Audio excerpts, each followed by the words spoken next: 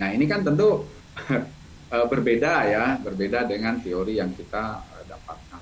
Saya akan ambil dari sisi-sisi seperti itunya sehingga Anda mempunyai wawasan yang lebih kuat, yang lebih komprehensif gitu ya. Oh teorinya ini, pelaksanaannya mungkin bisa sama juga bisa tidak. Jadi jangan kaget nanti kalau sudah terjun di lapangan gitu ya. Ada banyak hal, teori sangat menunjang sekali karena saya pun begitu belajar di bisnis praktisi, saya tentu banyak belajar juga ilmu-ilmu tentang cash flow gitu kan. Saya baru belajar tentang laporan arus kas, saya lagi belajar tentang neraca rugi laba, gitu ya. Kemudian ada neraca aset dan sebagainya ya. Itu saya pelajari dari teori. Gitu ya. Jadi artinya bahwa antara ilmu teori dengan ilmu praktek ya tentu harus sejalan, harus beriringan. Jadi itu ya, nanti untuk teori yang harus Anda baca, tolong Anda baca dulu, yaitu tentang slide yang sudah ada di classroom ya. Di situ saya hanya punya 3 tugas lah ya. 3 tugas, kalau nggak salah itu terkait tentang marketing ya. Jadi terkait tentang marketing, kemudian juga terkait tentang cash flow ya, tentang cash flow. Kemudian yang terakhir yaitu tentang bisnis model ya, bisnis model. Jadi kita akan jelaskan nanti beberapa model bisnis yang bisa kita jalankan, baik dari sisi teori maupun dari sisi prakteknya. Jadi kita akan kupas banyak di prakteknya nanti seperti apa sih gitu ya. Oke, sementara itu untuk sedikit perkenalan tentang saya gitu. Karena kalau tidak kenal nanti nggak harus bagaimana ya kalau saya ke Pak Her misalnya. Ya silahkan, saya sangat terbuka ya kepada teman-teman, mau WA secara pribadi boleh, mau nanya via grup juga boleh ya. Saya sangat-sangat terbuka, cuma paling kelemahannya adalah mohon maaf kalau jawabannya agak terlambat gitu kan. Jadi tidak saat itu nge-WA langsung saat itu dijawab misalnya. Ya mungkin kalau pagi bisa siang atau bisa langsung saat itu juga kalau kebetulan saya lagi pas momennya pas gitu kan. Itu aja untuk perkenalan sementara dengan saya. Ada yang mau ditanyakan dulu, silakan, saya kasih waktu 1-2 menit ini. Atau belum ada ya? Oke. Belum ada pertanyaan ya? Baik. Kalau belum ada pertanyaan, saya akan menjelaskan dulu terkait karena apa? Saya ingin menjelaskan tentang cara bagaimana menjadi pengusaha. Karena harapan saya ke depan setelah mata kuliah ini selesai, sebetulnya Anda harus sudah jadi pengusaha.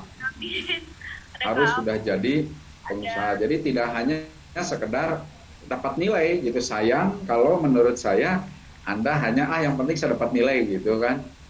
MUMK saya dapat nilai lulus. Itu sangat sayang kalau menurut saya. Kenapa tidak ditargetkan Anda punya goal setting setelah mata kuliah ini harus saya punya usaha. Atau bagi yang punya usaha, bagaimana saat setelah selesai mata kuliah ini sambil jalan saya bisa meningkatkan usaha saya. Gitu. Karena di usaha saat ini kita tahu beberapa usaha akan sedang mengalami kesulitan gitu kan ya, sehingga harus ada strategi-strategi yang kita praktekkan atau kita laksanakan untuk mengatasi pandemi COVID-19 ini. Oke, kita lanjutkan. Kita coba saya jelaskan dulu tentang cara menjadi pengusaha ya buat teman-teman semua. Nah, ini salah satu inspirasi atau salah satu inspirator para pengusaha atau para pebisnis, yaitu si Rockefeller, di mana beliau mengatakan bahwa kalau kita ingin menjadi pengusaha, jangan hanya memikirkan untuk jadi kaya aja. Kalau cuma untuk jadi kaya pasti akan gagal.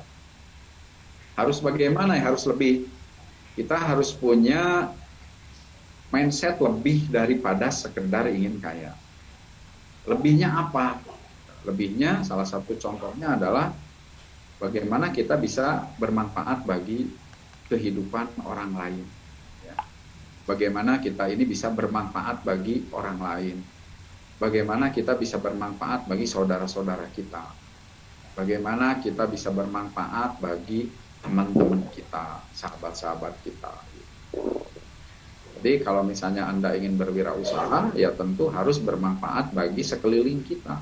Minimal bisa mengajak, bisa membantu, bisa membuka lapangan kerja untuk saudara-saudara kita, teman-teman kita, sahabat-sahabat kita. Itu sudah cukup baik, sudah cukup bagus. Nah, tentu ini memerlukan mindset. Oke, saya akan mulai dari mindset dulu ya. Kita harus berani dari sekarang untuk memulai atau mengubah mindset kita.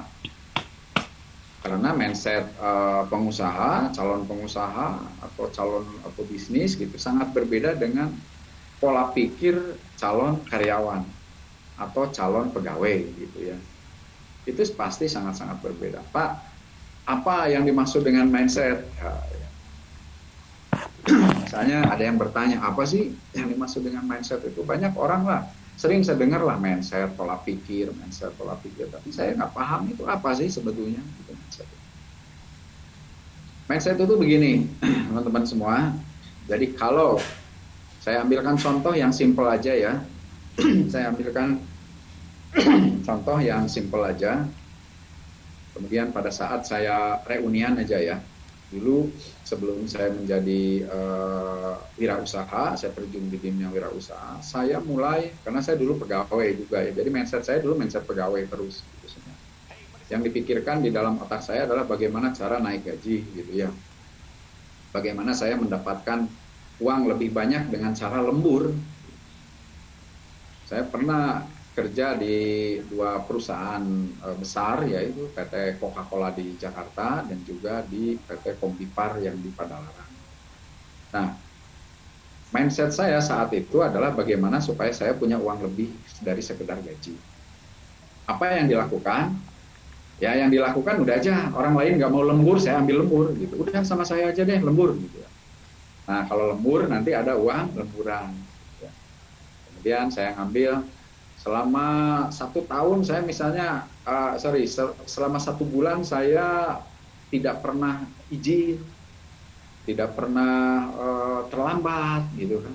Karena apa? Karena akan dipotong. Kalau ada terlambat 1 kali aja dipotong. Maka saya akan berusaha untuk tidak lakukan. Sehingga pada saat gajian ada uang lebih gitu ya. Ada bonus, ada apa. Nah, itu mindset pegawai saat itu. Nah, kemudian saat saya ketemu di reuni ya, di reuni ada seseorang yang kebetulan tidak satu prodi dengan saya, tetapi dia kakak kelas saya. Dia menceritakan tentang kesuksesan bisnisnya. Nah, di meja gitu kan ya, ngobrol di meja. Kesuksesan bisnisnya, saya tidak bekerja kayak Pak Her, gitu. Saya lebih memilih menjadi seorang pebisnis. Saya tanya, kenapa? Kalau enaknya jadi pebisnis, ya pebisnis bisa menentukan. Katanya saya mau, kalau Pak Her kan harus tiap hari masuk kerja, kalau saya enggak, katanya. Semua udah dikerjakan sama pegawai saya.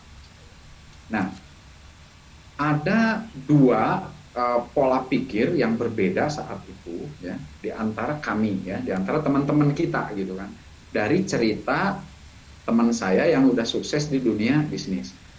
Ada 2 pemahaman ya. Pemahaman yang pertama adalah seorang teman saya berbicara bahwa, Pak Her, si Anu itu baru juga ketemu, udah sombong dia ya, udah cerita tentang punya usaha, udah punya mobil gitu kan, wah sombong lah, dia datang ke sini juga pakai mobil baru tuh, gitu. Itu pola pikir ya, yang ngomongnya sama, tapi pola pikir bisa beda. Nah, saya pada saat itu berbeda pola pikir dengan teman saya gitu yang di pinggir saya. Saat itu saya berpikir sama sekali tidak ke sana gitu. Saya berpikir saat itu bagaimana ya saya bisa menjadi seperti dia? Bagaimana saya bisa seperti beliau? Karena saya sendiri selama ini terus terang aja gitu, gaji saya masih segini gitu kan ya. Sedangkan dia udah punya mobil, udah punya toko cabang di beberapa puluh cabang gitu, udah punya mobil baru, udah punya rumah dan sebagainya. Sedangkan saya masih ngontrak, masih ngekos waktu itu ya. Saya masih kerja saat itu di Kombipar ya. Saya masih kerja di sana. Saya juga masih ngontrak dan sebagainya. Nah, bisa dibayangkan itu yang disebut sebagai pola pikir. Jadi pola pikir atau mindset itu tentu setiap kita, setiap orang itu berbeda. Yang ngomongnya sama, orangnya sama, ngomongnya juga sama. Saya mendengar, dia mendengar gitu kan. Yang sebelah saya juga mendengar persis sama. Tetapi yang ada di benak kita masing-masing itu ternyata berbeda. Nah, sekarang kalau di sini misalnya kan ada sekitar berapa orang ini ya yang udah masuk di sini, misalnya ada 50 lebih nih gitu. Tentu akan punya mindset yang berbeda-beda kalau kita dihadapkan dengan sesuatu persoalan yang harus kita kaji di dalam otak kita gitu. Atau harus diproses di dalam prosesor kita gitu. Otak kita itu kan prosesor gitu ya. Akan berbeda. Makanya di dalam organisasi Anda pada saat kemarin-kemarin ikut organisasi, kenapa bisa menjadi selisih paham antara satu orang dengan orang lain? Padahal masalahnya sama. Gitu. Ini menurut saya sih yang benar begini, tapi menurut beliau yang betul adalah begitu. Kita biasanya saling mempertahankan pendapat kita. Kita biasanya saling memperdebatkan bahwa saya yang benar. Orang lain itu salah. Nah, itu yang disebut dengan mindset. Ya. Jadi sebetulnya perbedaan itu tidak usah diperdebatkan. Ya. Tidak usah. Ya jalani aja dengan sesuai dengan apa yang kita yakini. Nah, teman saya yang meyakini bahwa beliau adalah orang sombong, beliau adalah ya nggak pantas lah katanya ngomong-ngomong begitu gitu kan di depan kita, sedangkan kita ini kan para karyawan, para pegawai gitu kan, membanggakan diri ya, dan ya akhirnya teman saya sampai sekarang ya masih jadi karyawan ya, masih jadi pegawai di sebuah pabrik. Nah, sedangkan saya mengambil langkah berbeda gitu. Saya ambil, wah saya harus bisa seperti dia gitu, bagaimana caranya ya. Akhirnya setelah selesai reuni saya ketemu sama beliau langsung ke kantornya, saya ingin seperti Anda, bagaimana caranya, tolong bimbing saya. Nah, dengan senang hati, akhirnya saya dibimbing oleh beliau. Dan Alhamdulillah sampai saat ini bisnis yang saya jalankan atau usaha parfum yang saya jalankan adalah berkat dari pertemuan reuni saat ini. Nah, itu salah satu contoh mindset ya. Nah, kemudian salah satu contoh lagi misalnya, kalau kita ketemu dengan orang, misalnya apa yang biasa dibicarakan, misalnya yang dibicarakan, kamu sekarang kuliah di mana, gitu ya, kamu sekarang udah berkeluarga apa belum, kamu sekarang udah punya anak apa belum, gitu ya. Pasti yang dibicarakan seperti itu. Tapi di lain pihak banyak komunitas-komunitas yang pada saat bertemu itu tidak menanyakan anak, tidak pertanyaan kuliah, gitu kan, tidak mempertanyakan apa. Yang ditanyakan adalah sekarang kamu usaha apa, omsetnya udah berapa, gitu kan, cabangnya udah berapa. Itu ada beberapa komunitas yang memang pembicaraannya seperti itu. Tapi kalau misalnya para komunitas yang lain, misalnya kan, ya pasti akan berbeda juga, gitu. Tapi bukan berarti komunitas mana yang salah, komunitas mana yang benar, tidak ada. Jadi semuanya benar. Silahkan masing-masing punya jalan sendiri-sendiri. Yang penting tidak boleh saling menjelekkan, itu aja yang penting. Jadi kalau seorang karyawan ingin menjadi pebisnis, jangan menjelekkan pebisnis, belajar dari para pebisnis. Tapi kalau misalnya seorang pebisnis, saya gagal terus nih, udahlah saya nyerah, misalnya saya ingin jadi seorang karyawan, maka kamu dekati seorang karyawan, belajar ke karyawan, belajar ke pegawai, bagaimana saya bisa menjadi pegawai yang baik, bagaimana saya bisa menjadi karyawan yang baik. Jadi Semuanya punya alur sendiri-sendiri. Yang tidak boleh adalah saling mencela, saling menjelekan. Itu yang tidak boleh. Jadi silahkan pilihan kepada kita sendiri. Begitu ya, itu yang disebut dengan mindset. Karena ini penting, pada saat Anda ingin memulai apapun, silahkan mindset Anda di reset dulu gitu ya. Di-install ulang dulu. Pada saat Anda ingin menjadi seorang pengusaha, install ulang mindset kita menjadi seorang wirausaha. Pola pikirnya harus pola pikir wirausaha. Apapun harus jadi apa? Jadi duit gitu ya.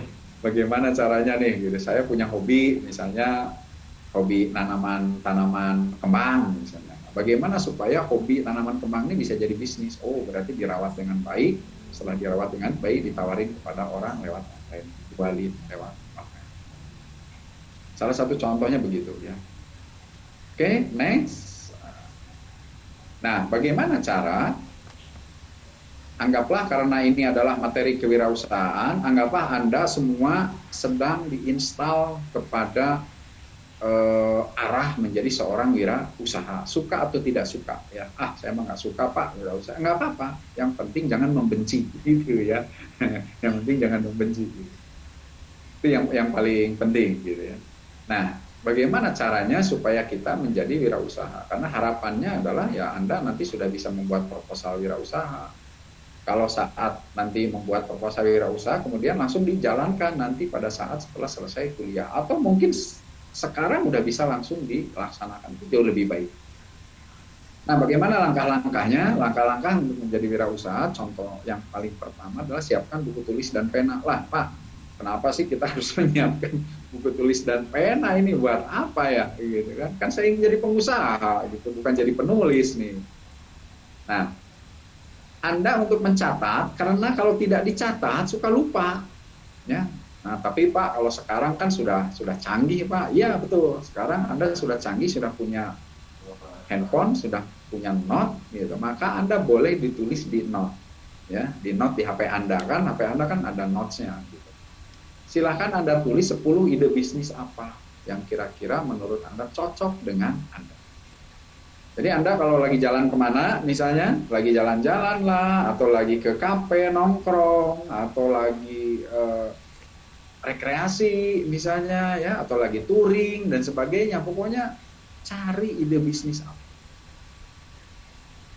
yang bisa kita yang kita jalankan nanti ke depan. Nah, saya memulai bisnis properti misalnya kan ya, kok ujuk-ujuk ke properti, padahal saya tidak pernah bermimpi untuk menjadi pebisnis properti. Cuma pada saat itu saya lagi jalan-jalan ketemu orang gitu, ketemu orang yang lagi bangun klaster, lagi bangun ini, saya belajar aja sama beliau gitu kan. Dan saya sama belajar kepada anak muda saat itu. Orangnya kreatif, anaknya masih sangat muda. Dia sudah mulai jualan kapling, sudah menjadi jualan properti klaster gitu. Saya belajar dari beliau. Gitu. Jadi saya udah jadi dosen waktu itu, dia adalah mahasiswa. Jadi seorang mahasiswa ya saya belajar ke beliau. Kemudian beliau itu juga mau jadi dosen di ekonomi, udah jadi dosen. Beliau udah jadi dosen ekonomi tapi keluar. Saya nggak bisa Pak Her, katanya jadi dosen nggak bisa ngajar katanya. Jadi ya akhirnya dia keluar, baru mungkin 2 bulan, 3 bulan lah baru ngajar ya di ekonomi di kita di Unjani juga. Beliau keluar. Karena apa? Karena memang habitnya dia di properti. Dan sekarang luar biasa, sudah sangat-sangat sukses. Propertinya sudah di mana-mana ini apa proyeknya. Nah, saya banyak belajar dari anak-anak muda. Ya. Kenapa? Karena anak-anak muda punya talenta yang sangat energik, pola pikirnya juga jauh ke depan. Jadi Anda harus bisa menjadi inspirasi ya buat teman-teman kita semua. Nah, ini untuk mencatat ya. Silakan Anda catat 10 ide bisnis. Kemudian setelah dicatat nanti baru dipilih yang paling disukai oleh Anda itu apa. Kemudian yang paling mudah Anda jalankan menurut Anda. Kemudian apa yang terakhir ya tentu yang harus bisa menghasilkan buat kita gitu kan, atau buat Anda sendiri. Yang pertama. Kemudian temukan passion Anda. Passion itu apa ya, gaya ya. Masing-masing orang punya gaya tersendiri ya. Jadi tidak boleh saling mencaci juga gitu ya. si itu mah loba gaya misalnya gitu. Ya nggak usah, biarin aja. Memang gayanya begitu gitu ya. Jadi dari passion itulah kalau Anda bisa jeli itu bisa menghasilkan sebuah karya, ya. Sebuah bisnis baru gitu. Contoh misalnya sekarang orang passionnya seneng untuk berselfie misalnya ya, kemudian seneng untuk menjadi YouTuber misalnya, apa-apa diupload, apa-apa disampaikan gitu secara video gitu kan, nggak apa-apa, itu udah passion gitu. Nah tinggal bagaimana supaya passion ini bisa menjadi menghasilkan. Sayang kalau passion kita ini hanya dilihat orang nge-like kita ratusan tapi tidak menghasilkan apa-apa untuk kita. Apa coba ya, kita selfie misalnya di tempat yang lagi viral misalnya kan ya, atau kita pergi ke luar negeri kemudian kita foto dan sebagainya tapi tidak menghasilkan apa-apa buat kita. Harus bisa menghasilkan. Bagaimana caranya? Ya udah jadi YouTuber aja sekalian gitu. Kita membahas tentang kuliner, kita membahas tentang perhotelan, kita membahas tentang bagaimana menolong orang gitu. Ada loh di Bandung ini yang YouTuber khusus untuk ngurusin orang-orang gila gitu ya. Jadi orang gila sama dia di video, kemudian dia bawa ke panti, setelah itu dibersihin, diapain gitu ya, terus dirawat gitu kan. Nah, itu menjadi seorang YouTuber dan menghasilkan luar biasa uang dari YouTubernya. Kemudian saya juga punya seorang teman, dia seorang polisi, seorang kasat reskrim ya, nah, yang suka nangkepin penjahat-penjahat tuh, narkoba-narkoba, tapi dia punya kelebihan, dia bisa nyanyi, bisa menciptakan lagu. Akhirnya dia nyanyi lagu di YouTube, sekarang udah ribuan ininya follower dan bisa menghasilkan uang dari situ. Di samping dia dapat gaji dari seorang anggota Polri, misalnya dia juga mendapatkan penghasilan dari seorang YouTuber. Itu ya, maksudnya fashion itu seperti itu. Jadi yakin Anda semua yang hadir di sini punya passion yang berbeda. Anda yang bisa merasakan, oh passion saya di sini, oh gaya saya di sini, oh kesenangan saya di sini, tentukan. Nah, ada mahasiswa saya juga, alumni Unjani juga, dia senang foto-foto di tempat-tempat yang yang tempat-tempat rekreasi lah ya. Jadi setiap dia kemana dipoto, tapi dia mainnya hanya ke tempat rekreasi, tidak pernah yang dia upload di mall misalnya kan ya, atau di mana. Selalu yang diuploadnya itu adalah di tempat-tempat rekreasi. Saya arahkan untuk jadi YouTuber, kamu jadi YouTuber aja, saya bilang, khusus untuk menginspirasi teman-teman yang belum kesini, silakan kamu ceritain. Ini saya baru ke tempat baru, misalnya di Magelang, misalnya itu ada tempat baru yang tampilan itu kayak negara di Eropa ya. Di sana ada satu tempat, saya lupa lagi ya, tempat di Magelang, saya juga belum ke situ gitu ya. Nah, dia udah mengupload itu, disebutkan bahwa di sini ini, di sini begitu, suasananya begini, suasananya begitu, dan itu mendapat respon yang sangat positif daripada followernya ya, gitu, atau subscribernya lah kalau di Instagram.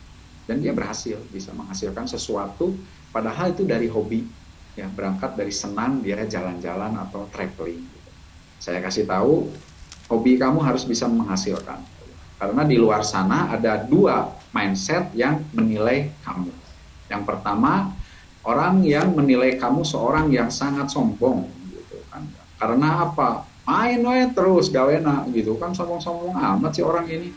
Yang diuploadnya main di sini diupload, main itu diupload. Tapi ada juga yang punya mindset bahwa wah ini luar biasa nih orang ini, bisa main tiap saat nih. Kapan saya bisa seperti dia ya, gitu kan? Kapan saya bisa main setiap saat seperti dia? Gitu. Uangnya nggak habis-habis dipakai main terus gitu ya.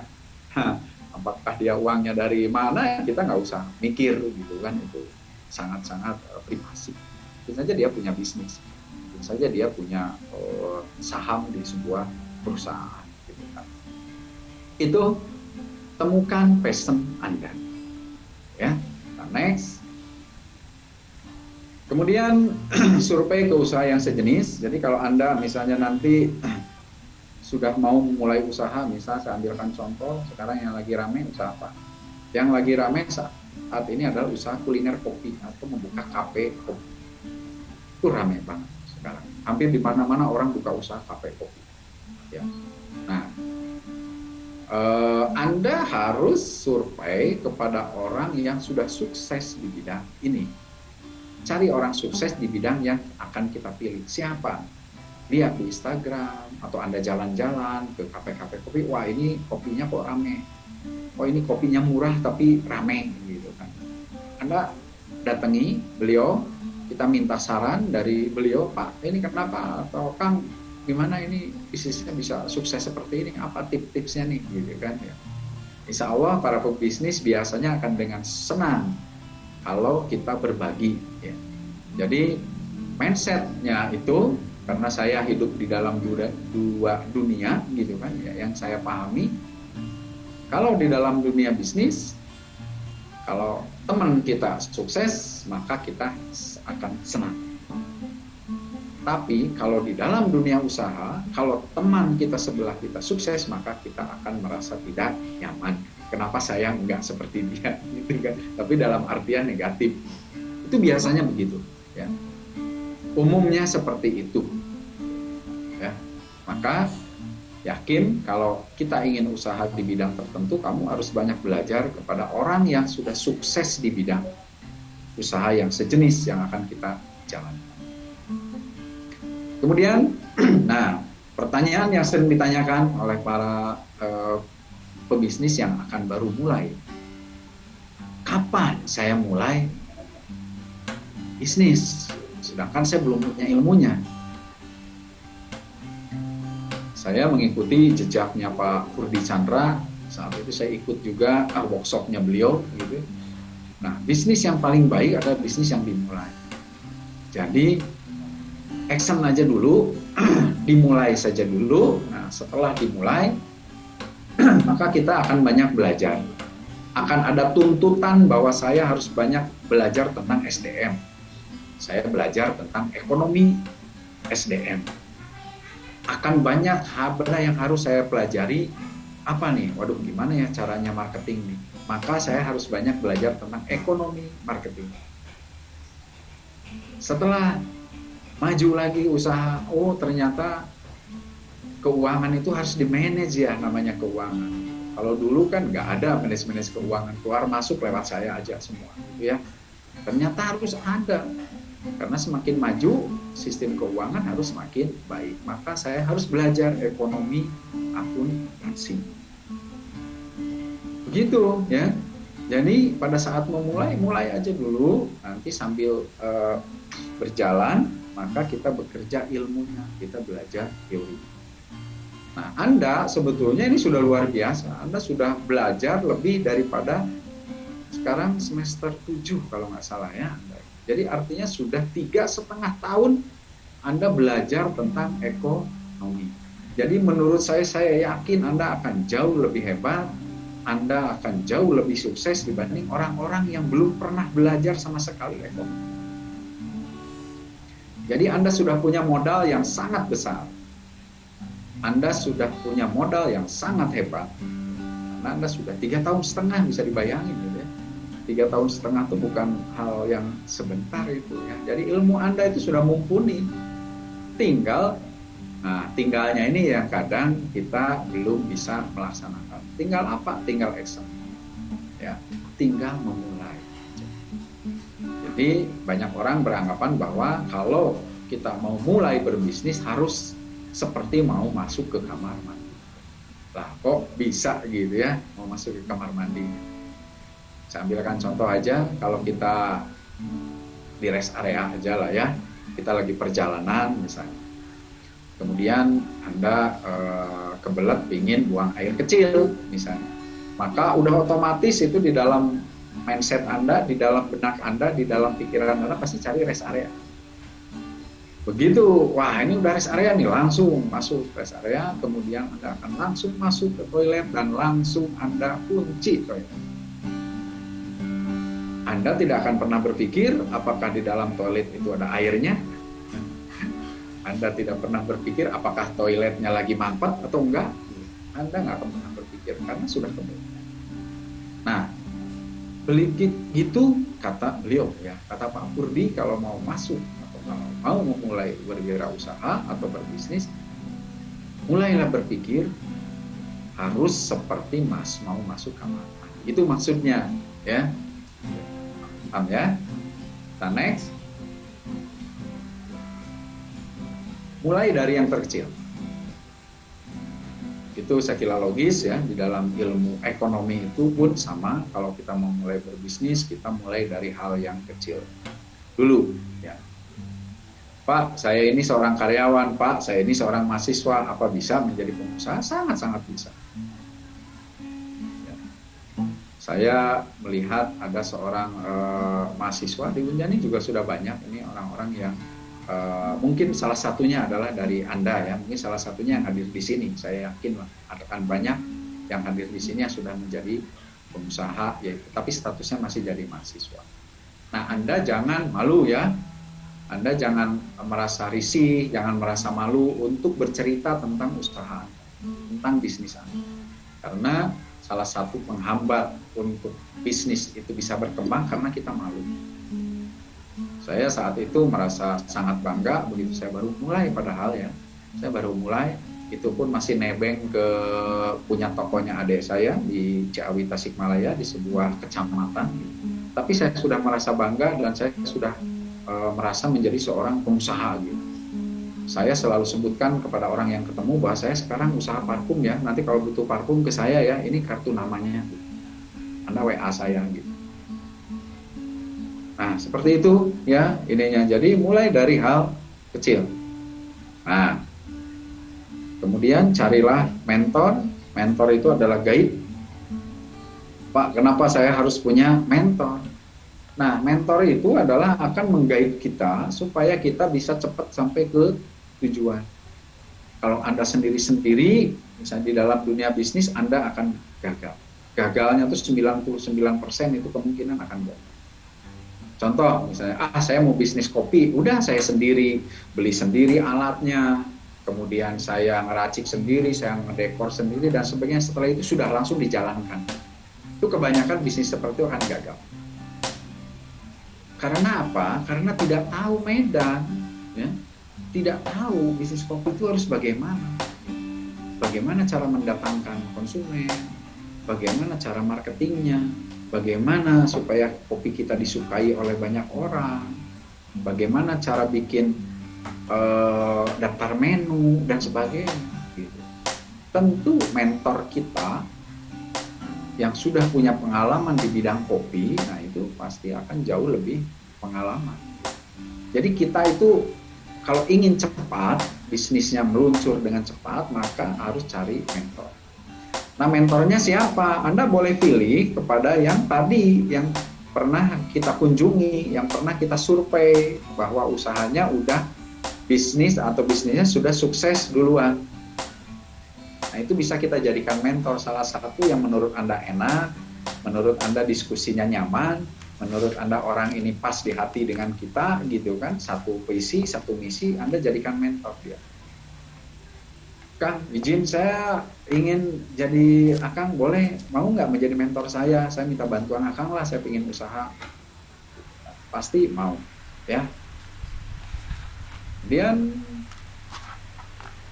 nah, tadi buat kartu nama ya, saya kemana-mana selalu bawa kartu nama, setiap ketemu orang saya akan kasih kartu nama saya.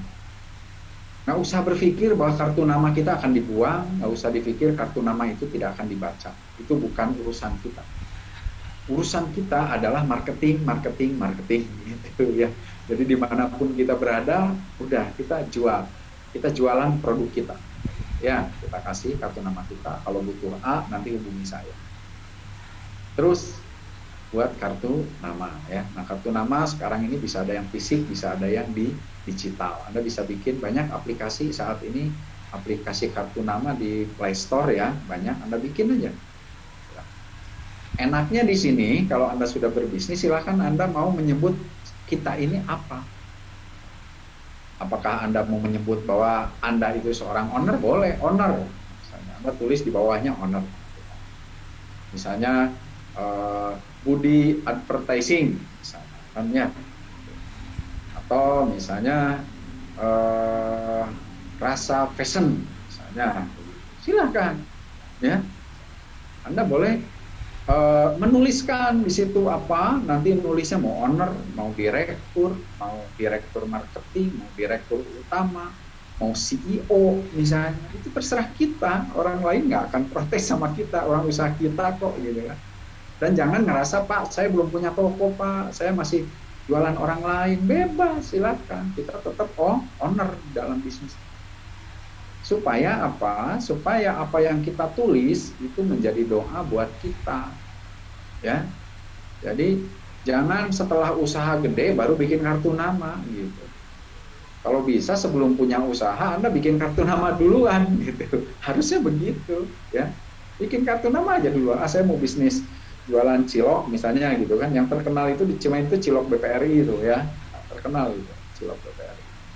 Udah, Anda bikin aja dulu cilok BPRI gitu kan, atau Rian Cilok misalnya gitu, nggak apa-apa, silakan. Bagus, itu memotivasi kita untuk mulai menjalankan bisnis ini secara terus-menerus. Oke, next. Nah, cari karyawan yang baik ya tentulah ya, setelah Anda nanti usahanya jalan. Kalau pada saat di awal-awal tentu kita menjalankannya sendiri, tetapi kalau sudah ini nanti Anda pasti akan menciptakan lapangan kerja baru. Ini yang disebut dengan tidak hanya mengejar kekayaan dari bisnis. Ciptakan lapangan kerja baru, itu jauh lebih terhormat, itu jauh lebih lebih membanggakan, dan itu jauh lebih menyenangkan buat Anda semua nanti kalau Anda sudah bisa mempekerjakan orang lain. Anda sudah bisa mempekerjakan saudara-saudara kita di kampung halaman kita. Itu jauh luar biasa ya, lebih menyenangkan. Nah, kemudian ciptakan sistem. Nah, sistem Anda pasti sudah banyak belajar ya tentang sistem produksi, distribusi, pemasaran, keuangan, SDM, customer service, semua ilmunya udah ada di Anda semua. Saya tidak perlu ngajarin karena Anda udah jauh lebih hebat daripada saya tentunya ya. Karena Anda sudah banyak teorinya, udah 3 tahun setengah gitu. Saya baru belajar ekonomi ini ya baru-baru ini aja gitu ya, karena kebutuhan itu pun, karena saya membutuhkan ilmu itu, maka saya belajar ekonomi. Sebelum-sebelumnya belum.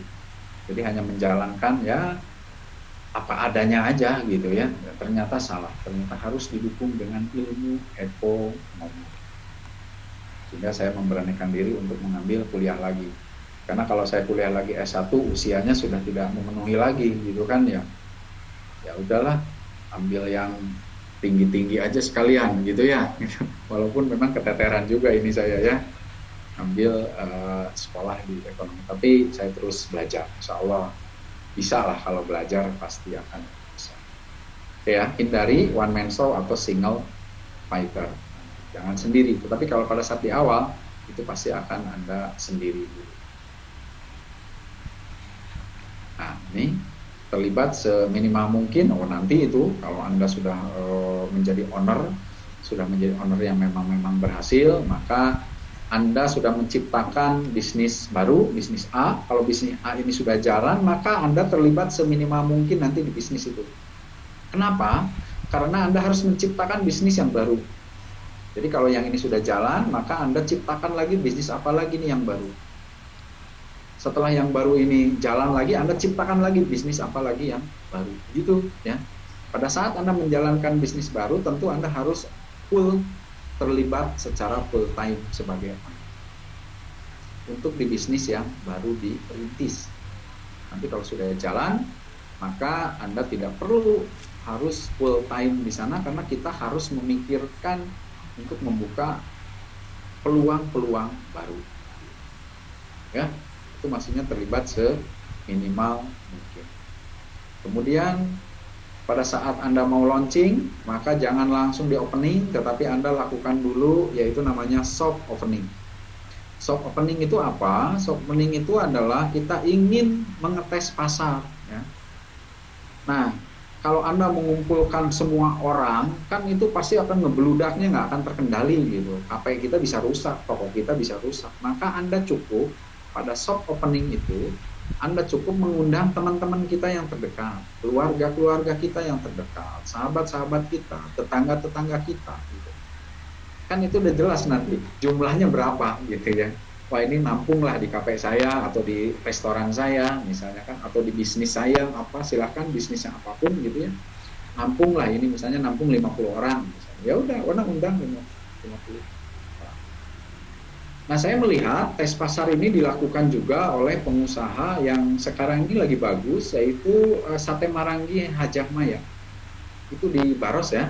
Nah di Baros itu ada Sate Marangi Hajah Maya. Saya melihat saat pembukaan itu KP-nya ditutup, ada tulisan tutup gitu kan. Tapi kenapa restonya ramai? Ternyata mereka lagi soft opening. Ya, lagi soft opening, semua diundang, teman-teman, sahabat-sahabatnya diundang. Kemudian mereka disuruh makan gratis dan mereka akan dimintai sarannya. Rasanya bagaimana? Mungkin penataannya bagaimana gitu ya. Harganya bagaimana, apakah harganya ini cukup mahal atau cukup murah atau sedang-sedang saja. Baru nanti dicatat dari semua yang hadir itu tidak gratisan ya. Setelah makan pulang SMP tidak gitu kan. Mereka harus memberikan masukan. Mereka harus memberikan masukan, arahan, saran untuk pengembangan restonya ke depan. Makanya sampai saat ini saya lihat penuh terus ya gitu di situ. Saya pun udah beberapa kali makan di situ ya, gitu. Ternyata hampir mirip rasanya dengan yang di Purwakarta ya, yang di Purwakarta keluar. Kalau dari sini keluar tol Sadang ya, keluar tol Sadang. Ada di Purwakarta itu namanya Sate Marangi Hajah siapa ya, Yati gitu ya, Nur Hayati atau siapa gitu, lupa lagi ya. Saya tahunya Sate Marangi aja yang di sana. Gitu ya, jadi perlu tes pasar dulu. Silahkan ya. Oke, apa lagi ya? Oke, kalau lokasi oke lah, tidak perlu saya bahas karena memang lokasi ini yang paling sangat penting, harus kita bisnis lokasi strategis. Tapi, nah ini, tapi untuk sekarang ini lokasi sudah tidak menentukan lagi sebetulnya ya, sudah mulai mau bergeser. Kenapa? Karena sekarang sudah ada apa? Sudah ada aplikasi saat ini. Saya melihat saat ini mulai berkembang yang namanya Resto Ghost ya, atau Ghost Resto. Ghost Resto itu apa? Nah, orang-orang yang senang kuliner, yang senang masak, mereka memasaknya di rumah. Kemudian dia pasang di aplikasi GoFood misalnya ya, kalau makanan ya. Kalau makanan GoFood, misalnya. Kalau bukan makanan di GoShop ya, kalau di Gojek ya, kalau di Grab itu namanya GrabMart. Jadi kalau di GrabFood gitu. Nah, gitu. Jadi sekarang sudah mulai ya. Saya misalnya pernah beli makanan gitu, pernah beli supa-supa ya. Supa-supa saya beli di GoFood. Saya lihat lokasinya kok di gang ini ya. Di gang, saya tanya ke si gosennya ya, si Gojeknya, kan ini berupa toko atau berupa, bukan Pak, ini rumah Pak katanya. Itu artinya bahwa lokasi ini saat ini sudah mulai bergeser. Jadi tidak perlu yang strategi saat ini, yang paling penting kita menggunakan teknologi ya, atau menggunakan aplikasi. Oke, itu ya. Jadi lokasi sudah mulai bergeser nih. Ilmunya, enaknya saya belajar ekonomi itu ternyata ilmu ekonomi itu sangat cepat berkembang. Ya. Jadi misalnya tahun kemarin ada yang namanya strategi marketing modern. Kemarin baru meluncurkan misalnya strategi marketing 4.0 misalnya. Ada lagi. Nanti mungkin 2021 akan ada lagi strategi marketing apa gitu ya, misalnya strategi marketing digital online misalnya gitu. Kan sudah mulai muncul itu ke permukaan. Nah itu enaknya saya belajar di ekonomi, jadi ada perbedaan antara ilmu ekonomi dengan ilmu eksak ya. Apalagi saya belajar kimia gitu, sangat jauh banget perbedaan ilmu. Tapi saya senang, sangat-sangat senang saya belajar ekonomi karena apa? Karena dinamis sifat. Kalau ilmu kimia, misalnya yang pernah belajar kimia, misalnya kalau ditanya teori asam basa misalnya, ya itu udah gitu-gitu aja ya. Sampai 20 tahun ke depan teori asam basa nggak akan berubah, tidak ditemukan lagi teori asam basa yang baru, hanya ada 3.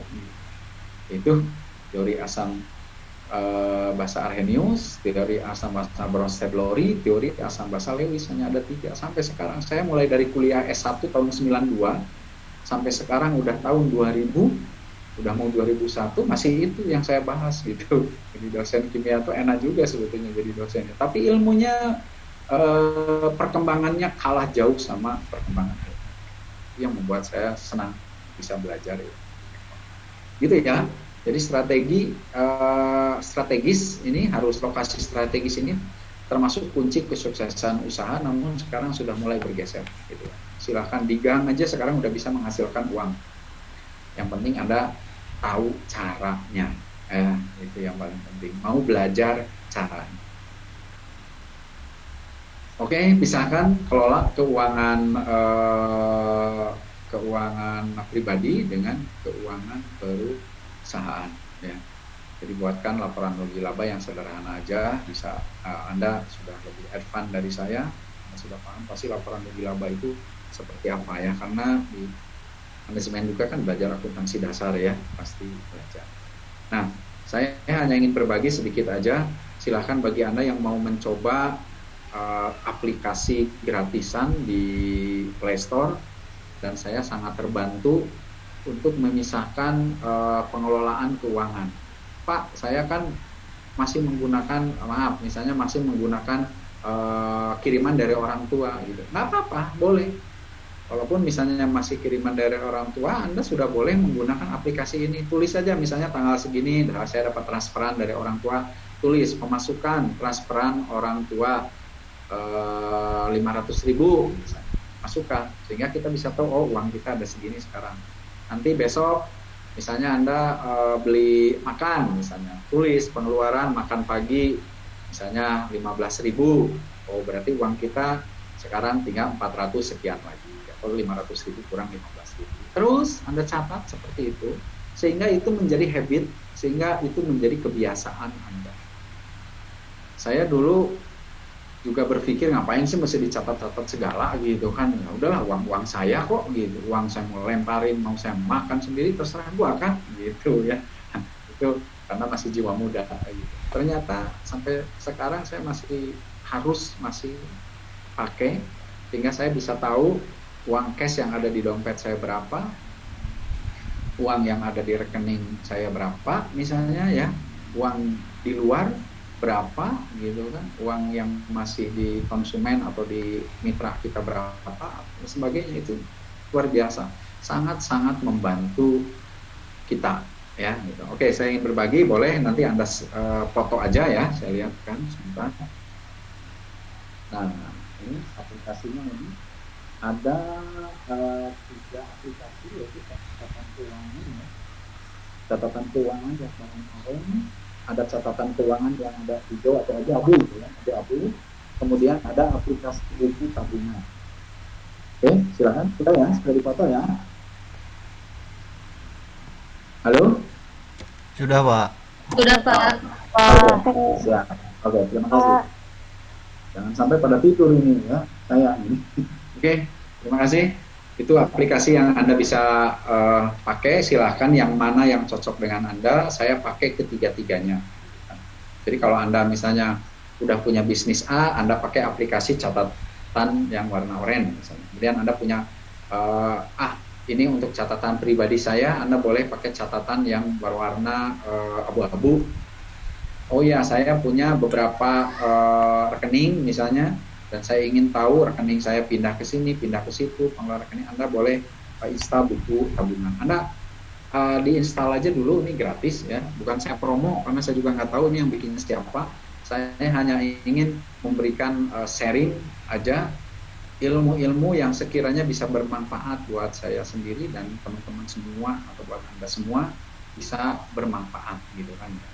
Itu tujuan saya untuk sharing-sharing yang begini ya, supaya bisa bermanfaat aja ini yang saya punya.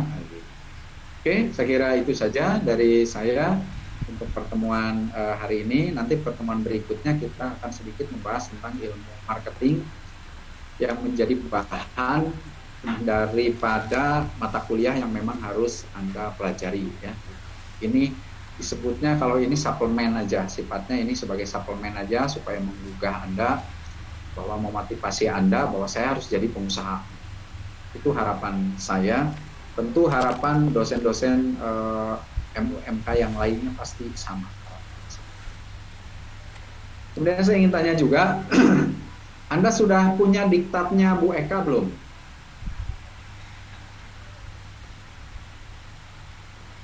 Halo?